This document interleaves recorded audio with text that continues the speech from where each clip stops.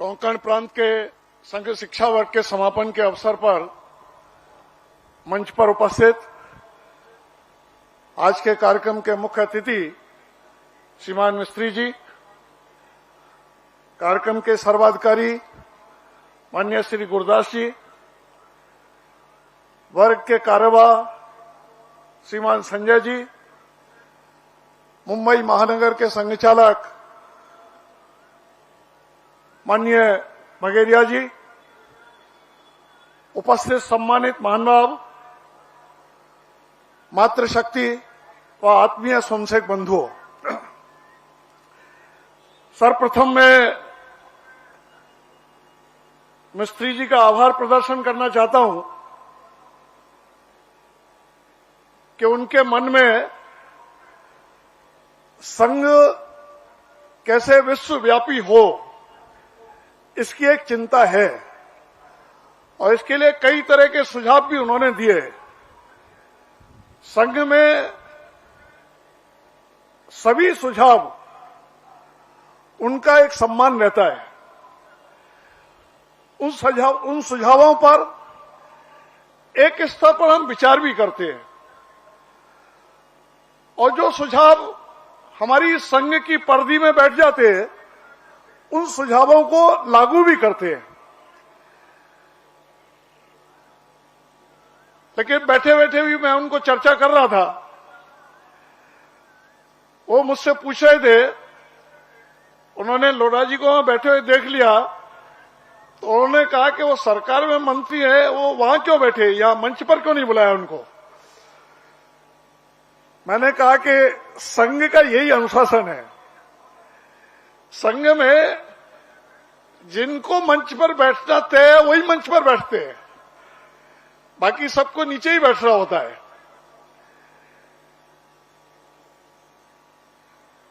तो ये संघ की एक व्यवस्था है।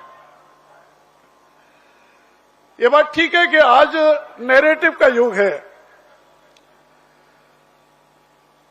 दुनिया में बहुत लोग हैं जो कुछ करते नहीं है लेकिन उसको गाते ज्यादा है और उसके आधार पर ही शब्द प्रयोग करना ठीक नहीं होगा, शायद उनकी दुकान चलती रहती है। लेकिन संघ के स्वयंसेवक करने में विश्वास रखते हैं।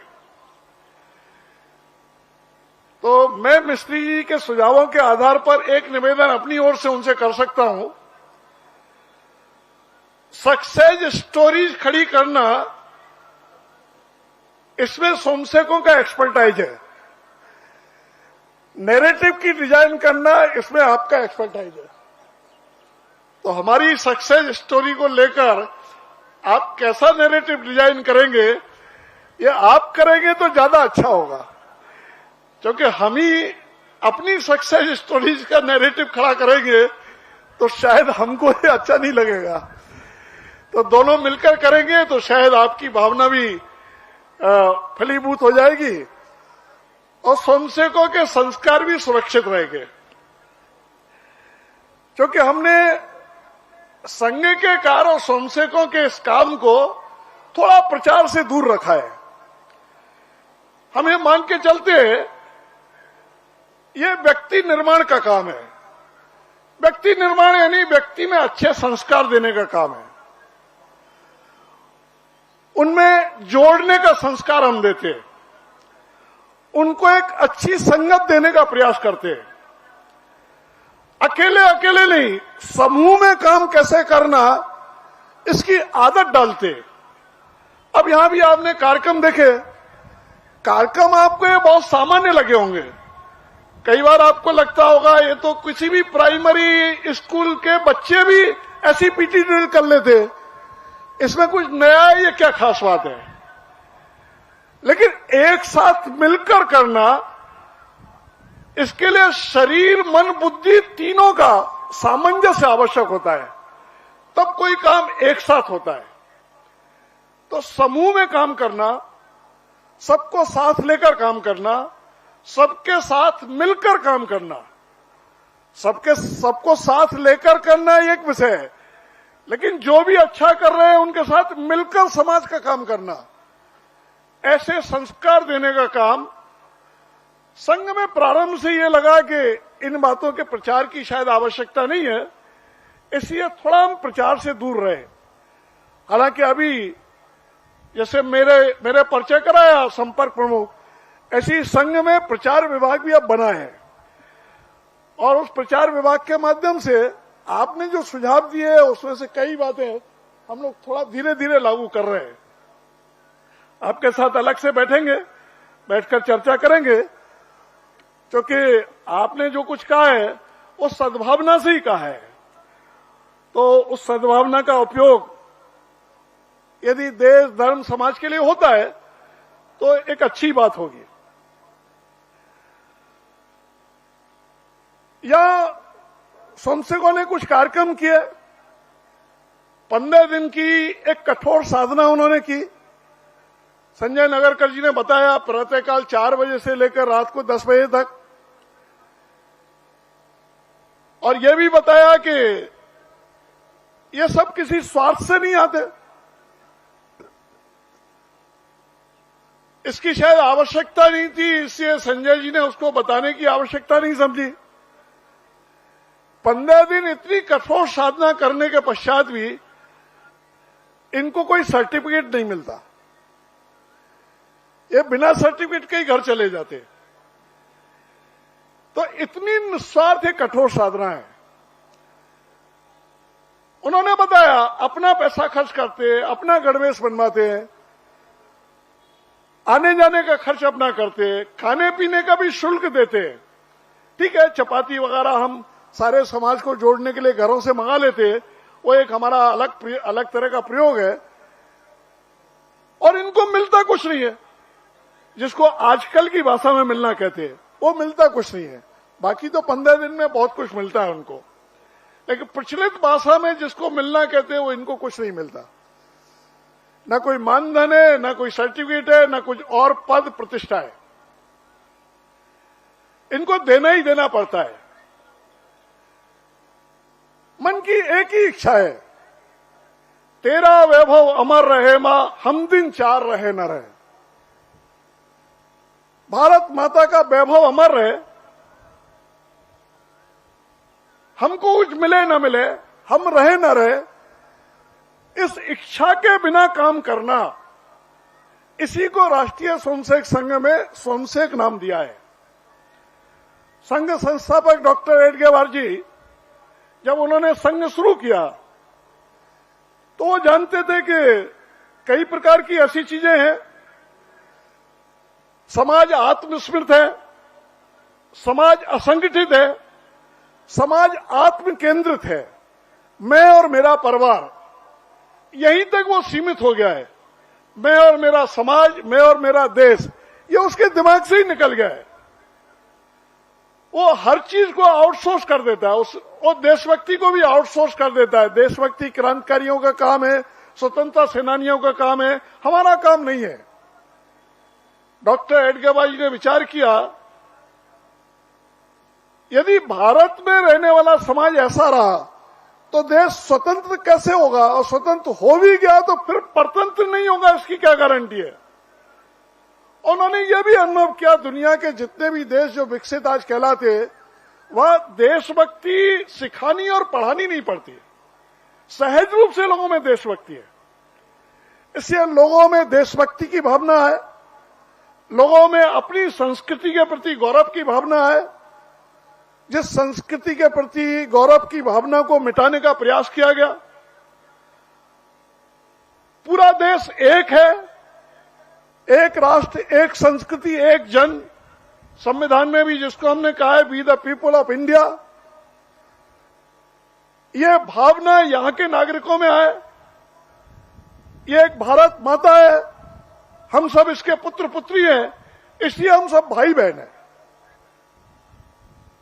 हमारा प्रांत कुछ भी होगा, हमारी भाषा कोई भी होगी, हमारा वर्ग कोई भी होगा, हमारी जाति कोई भी होगी, हमारा मत पंथ पूजा पद्धति कुछ भी होगी, लेकिन हम सब एक भारत माता की संतान है, एक मां की संतान होने के नाते भाई बहन है। यही एकता का एक सबसे बड़ा सूत्र हो सकता है, ऐसा पूज्य डॉक्टर एडगेवार जी ने बताया। इस सूत्र में किसी का विरोध नहीं है। वो किसी भी मतपंथ को मानने वाले, भारतवंशी मतपंथ है या ऐसे जिनका जन्म भारत से बाहर हुआ, वो सभी यदि ये मानते हैं कि हम सब भारत माता की संतान है, ये एक हमारा देश है, इसकी एक प्राचीन संस्कृति है, तो एक स्वाभाविक रूप से एक मन में ये एक अपने आप भाव आता है कि हम सब एक ही है, हम अलग अलग नहीं है। भारतवर्ष में पूजा पद्धति को लेकर कभी कंफ्यूजन नहीं रहा, अलग अलग पूजा पद्धतियां यहाँ हैं, सब एक दूसरे की पूजा पद्धति का सम्मान करते हैं और पूजा पद्धति का सम्मान करते हुए राष्ट्र के नागरिक के नाते हम सबको एक साथ मिलकर एकजुट होकर खड़ा होना और राष्ट्र की रक्षा के लिए संकल्पित होकर काम करना, ये भाव निर्माण करना, यही राष्ट्रीय स्वयंसेवक संघ है। और इस भाव निर्माण करने के लिए हमने बड़ी सरल मेथोडोलॉजी अपनाई है। इस मेथोडोलॉजी का कोई विश्लेषण करना है तो यह परिचय कराया, आईआईएम के डायरेक्टर साहब भी बैठे, कभी ऐसे लोग उसका अध्ययन करके और उसका एक केस स्टडी बनाए, हमें कोई दिक्कत नहीं है। ये एक ऐसी मेथोडोलॉजी है, दिखने में बहुत सामान्य दिखती है लेकिन असामान्य है। एक घंटे के लिए बिना स्वार्थ के घर से एक साथ इकट्ठे होना, एक साथ इकट्ठे होना ये महत्व की बात है। एक साथ इकट्ठे होकर शरीर मन बुद्धि इसकी एक्सरसाइज करना, इसका व्यायाम करना। देशभक्ति के गीत है, या अभी गीत कहा गया, महापुरुषों की कहानियां हैं, कुछ छोटे छोटे खेल हमने ऐसे बनाए। उन खेल, वो केवल खेल नहीं है, वो व्यायाम नहीं है, उन खेलों के माध्यम से संस्कार है, एक साथ काम करने का संस्कार है, हिम्मत का संस्कार है, आत्मविश्वास का संस्कार है, उत्साह का संस्कार है। जो एक राष्ट्रभक्त व्यक्ति में संस्कार होना चाहिए, वो संस्कारों खेलों के माध्यम से हम देते हैं, उसको हम संघ की शाखा कहते हैं। आपने जैसे कहा, थोड़ा बहुत हमने भी परिवर्तन किया है। जो रोज नहीं आ सकते वो सप्ताह में एक बार आते, जो सप्ताह में एक बार नहीं आ सकते वो महीने भर में एक बार आते। इस मेथोडोलॉजी के माध्यम से, इस प्रक्रिया के माध्यम से स्वयंसेवकों का निर्माण होता है। इसी को हमने व्यक्ति निर्माण कहा है। और इन संघ के स्वयंसेवकों ने वास्तव में प्रचार और प्रसिद्धि से नहीं, अपने आचरण से यह सिद्ध किया है कि संघ क्या है।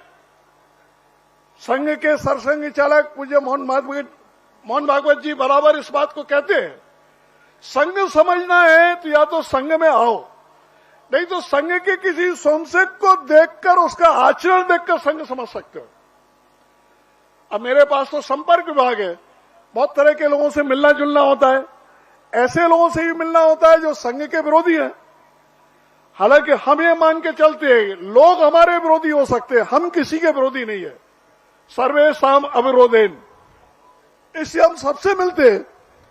वो लोग भी कहते हैं कि भाई एक बात तो पक्की है, संघ की यूएसपी बनी है, संघ के लोग देशभक्त है, संघ के लोग समाज सेवी है, संघ के लोग अनुशासित है।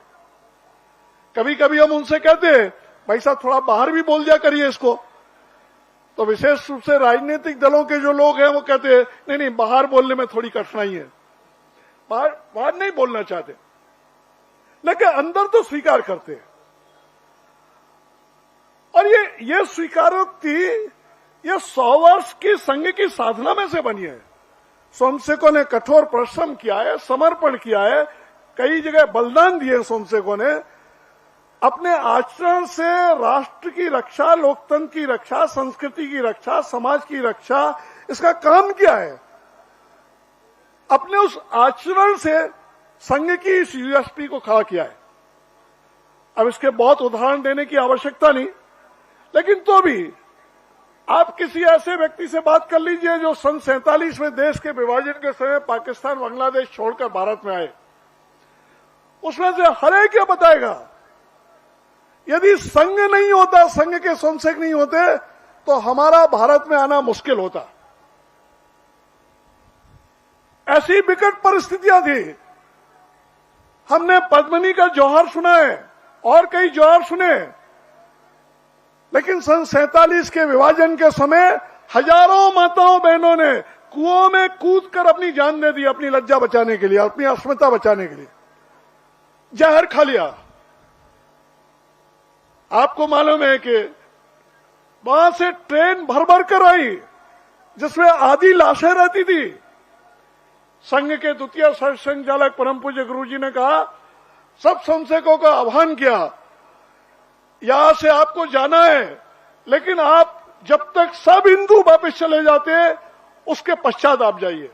इसलिए स्वयंसेवक डटकर खड़े रहे, हिम्मत से खड़े रहे। अनेक स्वयंसेवकों का बलिदान भी हुआ, लेकिन लाखों हिंदुओं को वहां से सुरक्षित भारत भेजने में कामयाब हुए। और यहां भी उनकी जो चिंता हो सकती थी वो चिंता उनकी की, उनके पुनर्वास की चिंता की।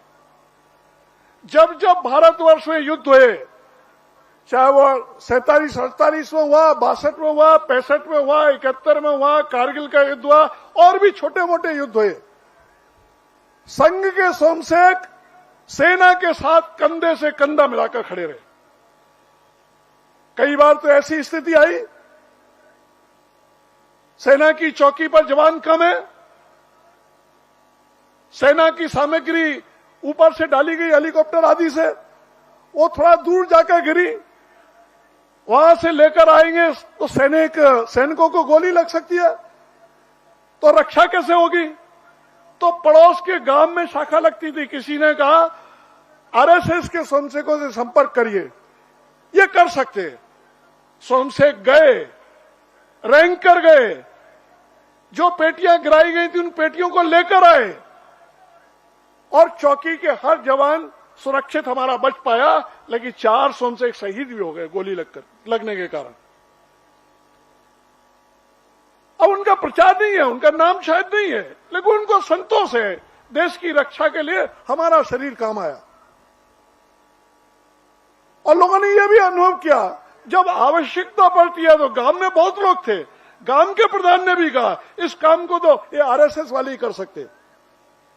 तो समाज की रक्षा का प्रश्न हो, चाहे सेना के साथ युद्ध के समय कंधे से कंधा मिलाकर खड़े होने का काम हो, कहीं ब्लड डोनेशन करना है, कहीं खाद्य सामग्री देनी है, सेना का मूवमेंट हो रहा है तो हर स्टेशन पर चाय देना है, भोजन देना है, भारत माता की जयकार के साथ उत्साह उनका वर्धन करना है, ये सब काम स्वयंसेवकों ने इन समय पर किया।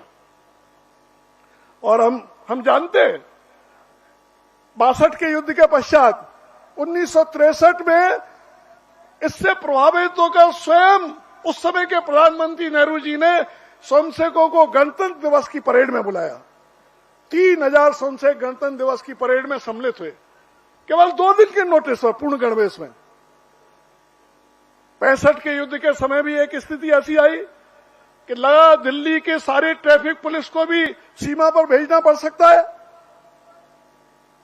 तो उस समय के प्रधानमंत्री लाल बहादुर शास्त्री जी को किसी ने सुझाव दिया कि दिल्ली में आरएसएस का काम बहुत अच्छा है और आरएसएस के स्वयंसेवकों को ट्रैफिक कंट्रोल की ट्रेनिंग नहीं है, लेकिन उनको यह ट्रेनिंग है कि वो अपना काम प्रामाणिकता से करते हैं और ईमानदारी से करते हैं और किसी भी काम को बहुत जल्दी सीख सकते हैं। तो ऐसा कहते हैं 24 घंटे की ट्रेनिंग दे करके और दिल्ली की ट्रैफिक व्यवस्था संभालने का काम स्वयंसेवकों को दे दिया। अब मेरे पास आंकड़े तो नहीं है, लेकिन मैंने सुना है उस समय के समाचार पत्र आदि उनके जो उस समय के लोग थे उनसे ही सुना है कि उस समय दिल्ली में ट्रैफिक व्यवस्था स्वयंसेवकों ने संभाली तो सबसे कम एक्सीडेंट हुए, क्योंकि स्वयंसेवक जो काम करते हैं वो प्रामाणिकता से करते हैं, ईमानदारी से करते हैं, दायित्वबोध के साथ करते हैं। हमको जानकारी है कि 75 में इमरजेंसी लगी, ऐसा लगा कि देश में तानाशाही आ जाएगी। अनेक राजनीतिक दलों के सभी प्रमुख नेता जेल में डाल दिए गए, जिन जिन आप बड़े नाम सुनते हैं। आज वो नेता अलग अलग दलों में हैं, लेकिन कांग्रेस के अलावा जितने भी दलों के नेता थे उन सबको जेलों में डाल दिया गया। मुझे भी संयोग से 8 महीने जेल में रहने का अवसर मिला इमरजेंसी में। मैं अवसर इसलिए कहूंगा कि वो भी ट्रेनिंग थी एक। आपकी 15 दिन की ट्रेनिंग है, हमारी 8 महीने की ट्रेनिंग हो गई जेल में। तो सब निराश थे, लेकिन उस संघ के सोमशेख अपनी ओर से सत्याग्रह करके जेल जा रहे थे।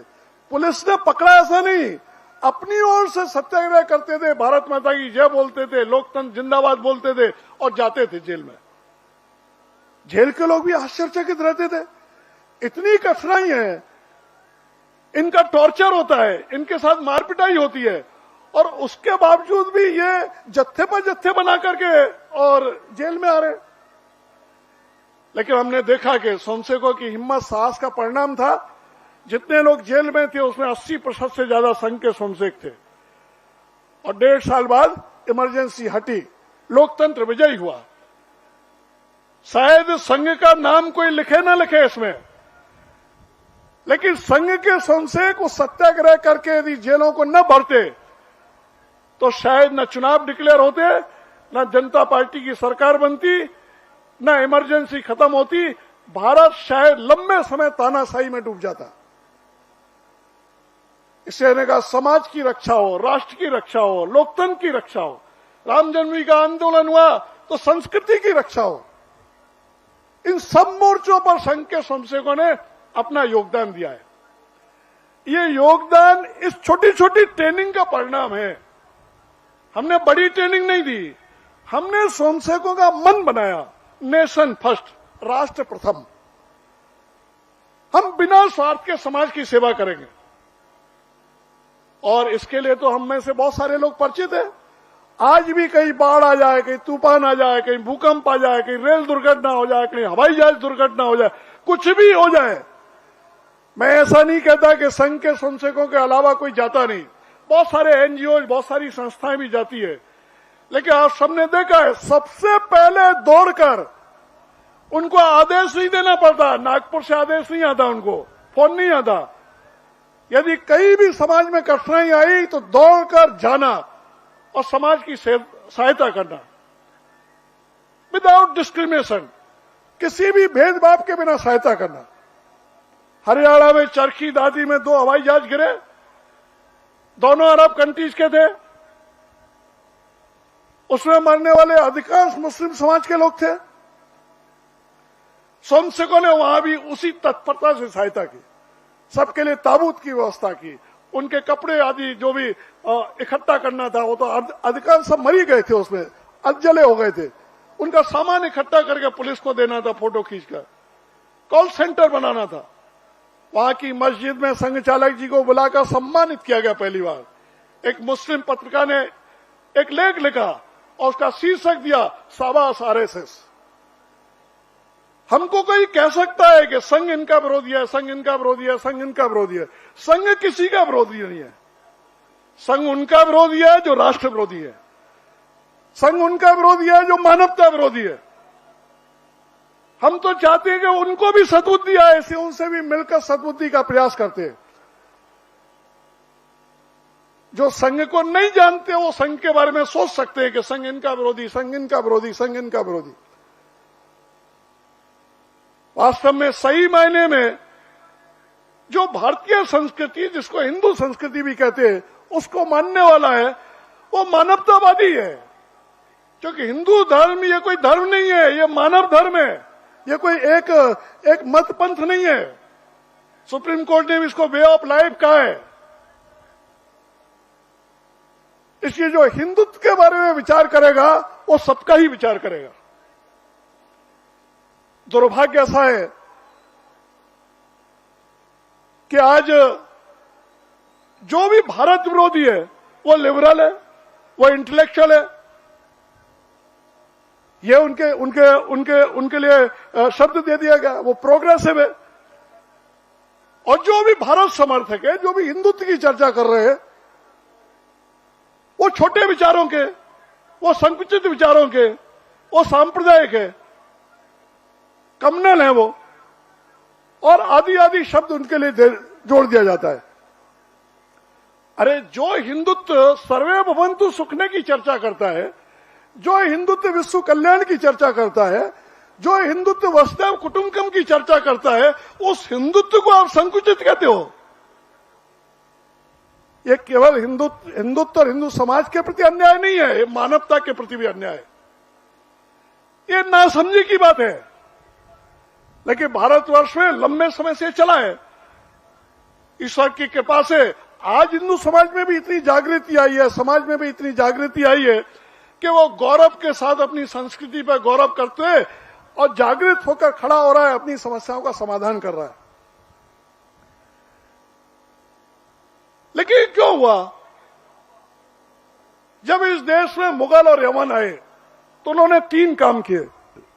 देश को लूटा, देश को बांटा, देश में कन्वर्जन किया और यहां के मंदिरों और आस्थाओं के चिन्हों को ध्वस्त किया, हिंदू को अपमानित करने का प्रयास किया। अंग्रेज जब आए तो उन्होंने 3 काम किए। देश को लूटा, देश को बांटा और देश में हीन भाव यह पैदा करने की कोशिश की, एक इन्फीरियरिटी कॉम्प्लेक्स। इसलिए भारत के लोग भी उनके ट्रैप में फंस गए। उन्होंने इतिहास भी इस ढंग से लिखवा दिया जिससे भारत के हीरोज को पीछे रखा और जिन्होंने हमको गुलाम बनाया उन्हीं को आगे रखा। तो भारत के लोगों में एक ये आ गया कि नहीं, हम तो खड़े ही नहीं हो सकते। एक निराशा का भाव निर्माण हो गया और इसी के कारण डॉक्टर एडगेबार जी को राष्ट्रीय स्वयंसेवक संघ की स्थापना करनी पड़ी, इस भाव को निकालने के लिए। अब ये जो हीन भाव आया, विदेश का जो कुछ है वो सब अच्छा है। अंग्रेजों के समय एक शब्द चलता था, व्हाइट मैन सुप्रीमेसी। जो कलर से सफेद गोरा है, व्हाइट है, उसकी सुप्रीमेसी है। उन्होंने ऐसे ऐसे सिद्धांत या लागू करने की कोशिश की। इसलिए हमें लगा कि अंग्रेज अच्छा है, यूरोप का आदमी अच्छा है, अमेरिका का आदमी अच्छा है।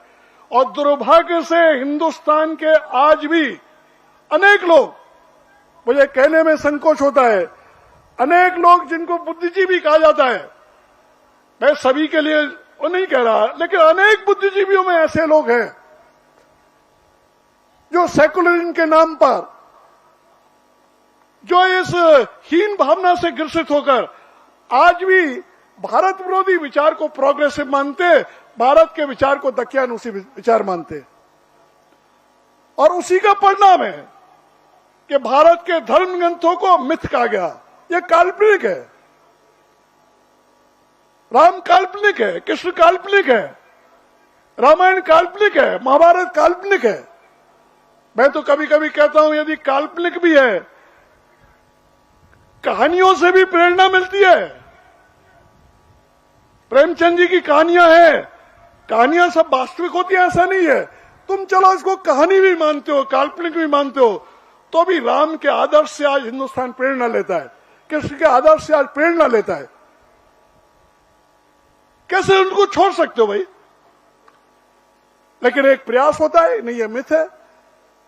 भारत को आस्थाओं से काटने का प्रयास, भारत को भारत की जड़ों से काटने का प्रयास, ये जिसको हम भारत विरोधी विचार के लोग कहें, जिसके लिए आजकल एक शब्द प्रयोग चला है, ब्रेकिंग इंडिया लॉबी।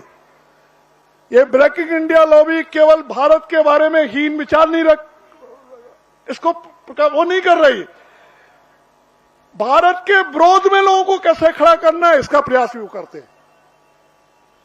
जिसकी नैरेटिव की चर्चा की, वो पूरी दुनिया में वो नैरेटिव लाने की कोशिश करते हैं जिस नैरेटिव के आधार पर हिंदू ये हीन दिखाई दे, भारत ये कमजोर दिखाई दे।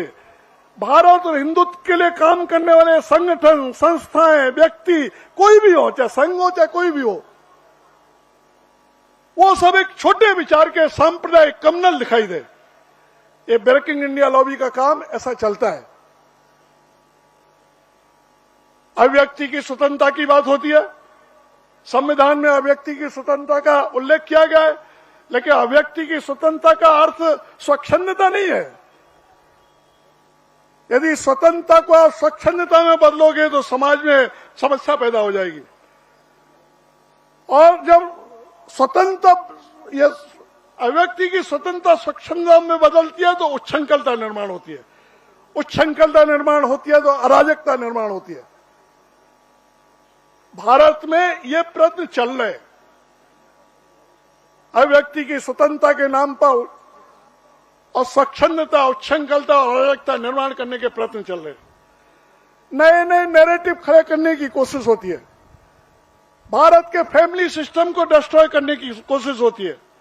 अंग्रेजों के सारे डॉक्यूमेंट्स में बताया गया 1200 वर्ष तक भारत गुलामी की जंजीरों में जकड़ा रहा। हालांकि अनेक संघर्ष भी उस समय हुए, लेकिन गुलामी की जंजीरों में जकड़े होने के कारण और कैसे बचा, तो अंग्रेजों के डॉक्यूमेंट में है कि भारत के फैमिली सिस्टम ने भारत को बचाकर रखा। यहां माताएं मैंने बैठी है, मैं ज्यादा प्रशंसा करूंगा तो पुरुष लोग नाराज हो जाएंगे। घरों में तीज त्योहार ये सब मना करके भारत की संस्कृति को, भारत की मातृशक्ति ने अपने परिवार में बचा कर रखा। आज भी वो बचा कर रखी हुई है, लेकिन दुर्भाग्य से फैमिली के नाम पर भारत की महिलाओं में भी भारतीयता को समाप्त करने के प्रयास होते हैं। पश्चिम की तरफ ले जाना, आधुनिक बनना, आधुनिक बनने में कोई कठिनाई नहीं है, लेकिन आधुनिकता के नाम पर पश्चिमीकरण ये भारत को समाप्त कर देगा, भारत के संस्कारों को समाप्त कर देगा। भारत के संस्कार अलग है। दुनिया में मैरिज एक कॉन्टेक्ट है, भारत में मैरिज एक संस्कार है। दुनिया में विवाह और भारत में विवाह, इसकी तुलना नहीं हो सकती। बीच में सुप्रीम कोर्ट ने इसकी तुलना करने की कोशिश की एलजीबीटी के केस में, तो पूरे देश भर में आक्रोश पैदा हो गया। अंततोगत्ता उन्हें निर्णय वही देना पड़ा जो भारत के अनुकूल था, क्योंकि भारत के संस्कार अलग है। अभी तो दुनिया भारत से सीखने की कोशिश कर रही है। दुनिया के लोगों को यह लगता है कि सुख शांति है भारत में है। अब हमें तय करना है कि कैसा भारत हमको बनाना। तो भारत को भारतीय गौरव के साथ खड़ा करने की आवश्यकता है। और जब मन में गौरव होता है तो उसका वो आचरण में भी दिखता है। एक बार स्वामी रामतीर्थ जी इंग्लैंड गए, वहां उनको बहुत सारी चीजें भेंट मिली। उनके शिष्यों ने कहा, महाराज इतनी चीजें भेंट मिली है, एक बार आप पहन के तो देखिए।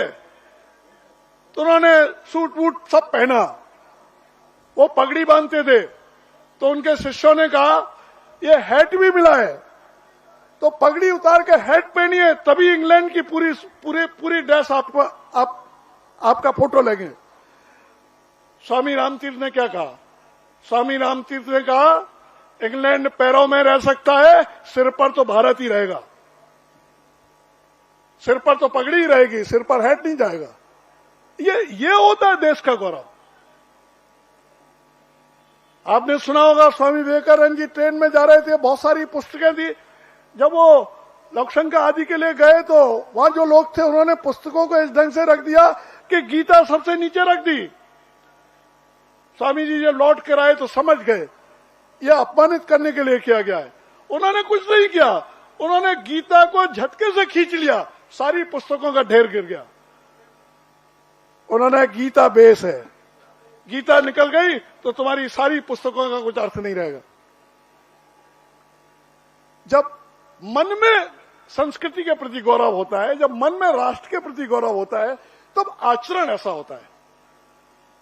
और जैसा मैंने कहा, समय समय पर स्वयंसेवकों ने अपने आचरण से सिद्ध किया है। आंध्र में जब एक बार तूफान आया तो वहां स्वयंसेवकों ने जो काम किया, तो वहां मिस्टर प्रभाकर राव एक व्यवस्था देख रहे थे। उन्होंने कहा कि मैं संघ का नाम बदलना चाहता हूं, संघ की फुल फॉर्म बदलना चाहता हूं। आरएसएस मीन्स नॉट राष्ट्रीय Swayamsevak Sangh, RSS means ready for selfless service. बोलने के लिए बहुत सारी बातें हो सकती है, लेकिन अनुशासन की चर्चा प्रारंभ में हुई तो संघ में बोलने वाले के ऊपर भी अनुशासन रहता है। मुझे भी समय लिख कर दिया है कि इस समय आपको समाप्त करना है। बातें तो बहुत सारी की जा सकती है, लेकिन अभी पूरी दुनिया में लग रहा है कि पूरी दुनिया धीरे धीरे भारत की तरफ बढ़ रही है, भारत की तरफ देख रही है। आपने देखा योग प्राणायाम हो रहा है, हर्बल मेडिसिन का निर्यात बहुत तेजी से बढ़ रहा है, क्योंकि दुनिया में लोगों को शांति नहीं मिल रही। पैसा है, उनकी ताकत है, लेकिन शांति नहीं है। तो शांति की खोज में वो थर्ड वे जब ढूंढते हैं तो उनको भारत दिखाई देता है। तो भविष्य में दुनिया भारत की तरफ आएगी, ये पक्का मान के चलिए। लेकिन अगले कुछ वर्षों में भारत को उस रूप में खड़ा करना जिससे कि भारत दुनिया का नेतृत्व कर सके, यह काम हम सबका है। संघ के स्वयंसेवकों ने तो निश्चित किया है कि वो आगे के कुछ वर्षों में अपने आचरण के माध्यम से व्यापक समाज जागरण करेंगे। आप जैसे सब महानुभावों को साथ लेकर एक व्यापक समाज परिवर्तन की मुहिम चलाएंगे। हमने तय किया है, कुछ लोग कहते हैं देश समाज के लिए हम क्या करें। हमने पंच परिवर्तन के नाम से एक 5 बिंदु दिए कि भाई आप कुछ मत करो, आप नौकरी करो, दुकान करो, व्यवसाय करो, खेती करो, मजदूरी करो, कुछ भी करो, लेकिन अपने जीवन में इन 5 बातों में से कुछ ना कुछ करो। यही तुम्हारे लिए देशभक्ति है। पर्यावरण रक्षा के लिए कुछ ना करो, पेड़ लगाओ, पानी बचाओ, प्लास्टिक हटाओ। कुटुंब प्रबोधन, फैमिली वैल्यू सिस्टम, घर में मिलकर सप्ताह में एक साथ बैठिए। एक साथ मिलकर बैठेंगे तो फैमिली बॉन्डिंग होगी, बच्चे भी समझेंगे बड़ों का सम्मान करना है, आदि आदि। उसकी बहुत सारी बातें हैं, मैं उसको विस्तार से आपसे चर्चा नहीं कर रहा। स्वभाषा, स्वभूषा, स्वभ्रमण, स्वभवन, आदि आदि, अपना जो है उसको करना। अभी बताया, आजकल मैरिज डेस्टिनेशन पहले विदेशों में जाके करते थे, आजकल अच्छा है, बड़े बड़े लोग भी मैरिज डेस्टिनेशन उन्होंने भारत में ढूंढ लिया है। भारत का पैसा क्यों बाहर जाना। तो कुटुंब प्रबोधन में सब बातें आएगी। सामाजिक समरसता, जाति बिरादरी, ऊंच नीचे हो गई भाई पुरानी बात, अब इसको खत्म करना है। सब महापुरुषों की जयंती हम मिलकर मनाएंगे, ऐसा भाव लेकर एक सामाजिक समरसता निर्माण करने का प्रयास करेंगे। चौथी बात हमने कहा है कि अपनी संस्कृति के प्रति स्वाभिमान और स्वदेशी का पालन। स्वदेशी का पालन से अर्थ यह नहीं है कि विदेश से टेक्नोलॉजी नहीं लेना, राफेल भी खरीदेंगे, विदेश की टेक्नोलॉजी भी लेंगे, लेकिन रोजमर्रा की चीजों में स्वदेशी वस्तुओं का पालन। यदि आपको ब्रांडेड भी चीजें चाहिए तो भारत की ब्रांडेड चीजें आ गई है, तय करके स्वदेशी का पालन। और केवल दिखाने के लिए नहीं करना। हम एक घर में गए, खाना खाने के बाद जब हाथ धोने के लिए गए तो वहां विदेशी सामान रखा था वॉश बेसिन पर। तो हमने उसकी तरफ देखा, जिनके घर में गए थे। अब वो कुछ कर नहीं सकते थे, उन्होंने अपनी पत्नी की तरफ देखा और देखकर पत्नी को डांटा। क्योंकि पुरुष को जब गुस्सा आता है तो कुछ बालकों पर उतरता है या पत्नी पर उनका गुस्सा उतरता है। पत्नी की तरफ देख के कहा, अरे भगवान तुमको कितनी बार तो बताया, जब आरएसएस वाले आया करें तो पतंजलि रखा करो या बाकी सब मत रखा करो।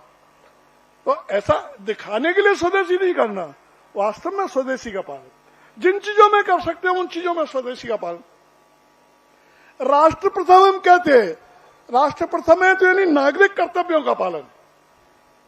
नागरिक कर्तव्य में छोटी छोटी बातें, हम पानी बचाएंगे, हम बिजली बचाएंगे, हम स्वच्छता की ओर ध्यान देंगे, हम ट्रैफिक रूल फॉलो करेंगे। कितनी बातें हो सकती है नागरिक कर्तव्य के नाम पर। तो नागरिक कर्तव्यों का पालन, ऐसा भारत बनता है, एक सिविक सेंस के साथ खड़ा होता है, स्वदेशी का पालन करता है, समरस समाज बनता है। हम अपनी फैमिली वैल्यू सिस्टम के साथ खड़े होते, पर्यावरण की चिंता करते, तो हमें विश्वास है आगे आने वाले कुछ वर्षों में भारत दुनिया का नेतृत्व करने लायक खड़ा हो जाएगा। और राष्ट्रीय स्वयंसेवक संघ का भविष्य की यही योजना है। हम संघ बढ़ाएंगे, स्वयंसेवक नए नए स्वयंसेवक बनाएंगे, नए नए क्षेत्रों में जाएंगे। संघ का जितना विस्तार हो सकता है उसमें गुणवत्ता निर्माण करना, उसमें दृढ़ता निर्माण करना, यह हर स्वयंसेवक का काम है। लेकिन समाज के लोगों को साथ लेकर एक व्यापक सामाजिक परिवर्तन की मुहिम, जिसमें भविष्य में एक ड्रग एडिक्शन वगैरह ये सब भी चीजें जुड़ जाएंगी। एक भारत को सुंदर, स्वस्थ, सुखी, समृद्ध, सशक्त भारत, ऐसा सब मिलकर बनाए। संघ की इच्छा ये नहीं है कि संघ बहुत बड़ा हो, संघ इस इच्छा से भविष्य में काम करने वाला है कि भारत बड़ा हो। ये भारत बड़ा करने के लिए स्वयंसेवकों को भी जुटना है। भारत को बड़ा करने के लिए समाज के प्रत्येक व्यक्ति को और इसे जुड़ने की दिशा में एक प्रयास करना है। ऐसा हम सब भाई बहन सोचे, इसकी आवश्यकता है। राष्ट्र प्रथम, यही महत्वपूर्ण बात है। सबके मन में राष्ट्र प्रथम की भावना रहेगी, राष्ट्र और समाज सेवा कहीं ना कहीं हमारे जीवन में रहेगी, तो हमें निश्चित मानिए भारत को जैसा बनाना चाहते हैं वैसा भारत बन जाएगा। और इसकी शुरुआत अपने से करनी है। Think globally but act locally. दुनिया की सोचेंगे लेकिन एक्ट लोकल करेंगे, अपने से शुरू करेंगे, अपने परिवार से शुरू करेंगे, अपने ऑफिस से शुरू करेंगे, अपने फैक्ट्री से शुरू करेंगे, अपने कर्मचारियों से शुरू करेंगे। जो परिवर्तन समाज में लाना है उसको यहां से शुरू करेंगे। तो एक इसका प्रयास करिए। संग में हम गीत कहते हैं, राष्ट्रभक्ति ले हृदय में, हो खड़ा यदि देश सारा, संकटों पर मात करे राष्ट्र विजयी हो हमारा। एक बिंदु में छोटा सा और बोलता हूं आप सबके समक्ष। कभी कभी क्या होता है कि ऐसा कार्यक्रम हुआ, मेरे जैसा कोई आदमी भाषण देने आ गया, आप प्रेरित हो गए। आपके मोहल्ले में कोई मीटिंग हुई, उसमें कोई आ गया, आप प्रेरित हो गए। संघ के संसदों से भी हमारा यही आह्वान है, किसी के कहने से नहीं, स्वयं की इच्छा से स्वयं प्रेरित होकर ये काम करना है। अपने जीवन में, अपने परिवार में और अपनी शाखा के माध्यम से। और यहां समाज के जितने बंधु बहने आई हैं उनसे भी आग्रह, किसी के कहने से नहीं, स्वयं प्रेरित होकर काम करना है। तो एक छोटा सा मजाक का एक किस्सा मैंने सुना।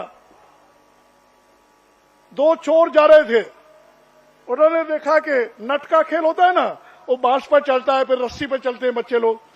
उन्होंने देखा भाई ये तो हमारे मतलब के, तो एक बालक को पकड़ लाए वो, और बालक को पकड़ के कहा कि देखो कल इस खंभे पर चढ़ना, खिड़की खोलना, नीचे जाना, अंदर से कुंडी खोल देना, तुम बाहर चले जाना, हम अंदर चले जाएंगे। जिसको आजकल रैकी कहते हैं, उसकी पूरी रैकी करा दी उन्होंने। अगले दिन उसको लेके गए रात को, और घर के खंभे के पास बैठा लिया। अब वो चढ़ा ही नहीं, 15-20 मिनट हो गई, चढ़े नहीं। तो एक चोर ने जाके कहा, अरे भाई चढ़ते क्यों नहीं हो? तो भी उन्हें चढ़े। फिर उसने जाके उसके पास कान में कहा, अरे तुझे इसीलिए तो लाए थे, चढ़ो इस पर, चढ़ते क्यों नहीं हो? उस बालक ने क्या कहा, ढोलक तो बजाओ तभी तो चढ़ूंगा। क्योंकि उसको ढोलक बजाने के बाद चढ़ने की आदत थी, स्वयं स्फूर्त आदत नहीं थी। संघ के हमारा मानना है कि राष्ट्रभक्ति, समाज सेवा, ये किसी के बताने से नहीं, ये स्वयं स्फूर्त आना आवश्यक है। और जैसे जैसे ये स्वयं स्फूर्त आएगी तो निश्चित रूप से भारत को हम जैसा बनाना चाहते हैं वैसा बनेंगे। और जो ब्रेकिंग इंडिया लॉबी है, इसको भी चुनौती तभी मिल सकेगी जब देश के बुजुर्ग, युवा, महिलाएं, पुरुष सभी एक कर्मठ देशभक्ति की भावना से खड़े होंगे। ऐसा कहते हैं कि एक जंगल में आग लग गई, पशु पक्षी आग बुझाने के लिए लगे, तो एक चिड़िया भी चोंच में पानी भर के आग बुझा रही थी। पशु पक्षियों ने कहा, अरे तू छोटी सी चिड़िया, तेरे चोंच में पानी भर के लाने से आग बुझेगी क्या? तू जा बैठ पेड़ पर, मर जाएगी, जल जाएगी। चिड़िया ने जो जवाब दिया वो महत्वपूर्ण है। ये ब्रेकिंग इंडिया लॉबी को चुनौती देनी है तो हर व्यक्ति का यह स्वभाव चाहिए। और चिड़िया का जवाब राष्ट्रभक्त हर व्यक्ति के लिए महत्वपूर्ण है। उस चिड़िया ने जवाब दिया, भैया मैं जानती हूं कि मेरे चोंच में पानी भर के लाने से ये आग बुझने वाली नहीं है, लेकिन मैं ये जानती हूं जब कभी इस जंगल में आग बुझने और आग लगने और बुझने का इतिहास लिखा जाएगा तो मेरा नाम आग लगाने वालों में नहीं, मेरा नाम आग बुझाने वालों में लिखा जाएगा। है देश में कुछ आग लगाने वाले लोग, देश में आग बुझाने वालों की ताकत हमको बढ़ानी है। इसके प्रयास में हम सब मिलकर एक साथ जुटे। स्वयंसेवकों को भी आह्वान है और समाज की यह जो विराट शक्ति आई है उसको भी मेरा आह्वान है, राष्ट्र प्रथम की भावना से देश अच्छा बने, इस दिशा में हम सब मिलकर प्रयत्न करें। आप सबको नमस्कार, धन्यवाद।